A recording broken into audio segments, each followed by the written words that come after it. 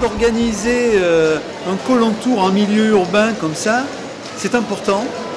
Ben oui, tout à fait, parce que ça nous permet, nous semble-t-il, d'avoir davantage de communication avec le public, parce qu'on a plus de chances de rencontrer davantage de personnes dans une grande surface, bien sûr.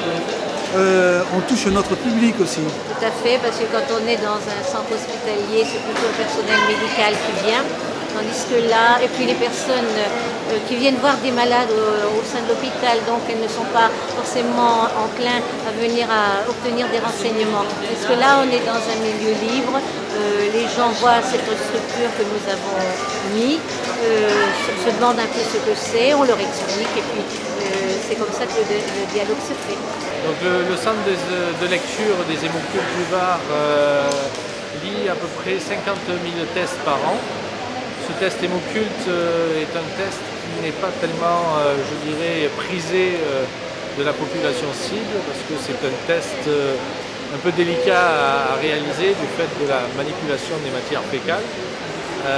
Pourtant, c'est un test qui est quand même simple à réaliser, qui demande peu de moyens et qui permet de faire avancer ce dépistage du cancer colorectal.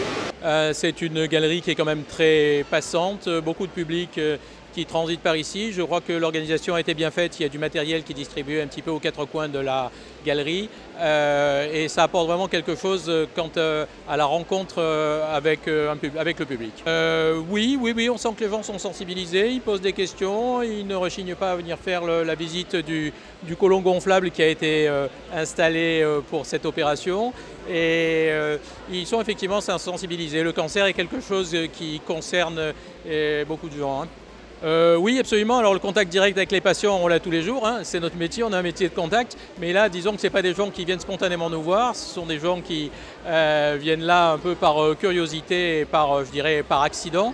Et c'est une très bonne chose. Ça sensibilise un public qui serait peut-être pas forcément, qui n'aurait pas forcément eu cette idée spontanément. Et en ce sens, l'opération Mars Bleu est une opération qui me semble très profitable pour l'information du grand public et pour améliorer le taux de dépistage du cancer du côlon qui est actuellement insuffisant. La prévention est très importante. Le cancer du côlon est un cancer qui se soigne bien, voire très bien, s'il est pris suffisamment tôt. Donc il faut passer par des actions comme celle-ci, très importantes, pour améliorer la prise en charge, la précocité de la prise en charge. Il faut prendre en charge les cancers du côlon avant qu'ils deviennent des cancers, c'est-à-dire quand ce sont des polypes tout simplement, ou bien à un stade très initial, et le test de dépistage par hémoculte est actuellement utilisé, très utile dans ce sens. L'objectif, c'est de dépister des polypes avant que ne se développe un cancer.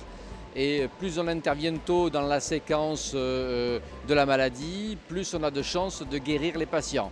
L'objectif, c'est d'intervenir tôt et d'enlever des polypes avant qu'ils ne soient transformés en cancer.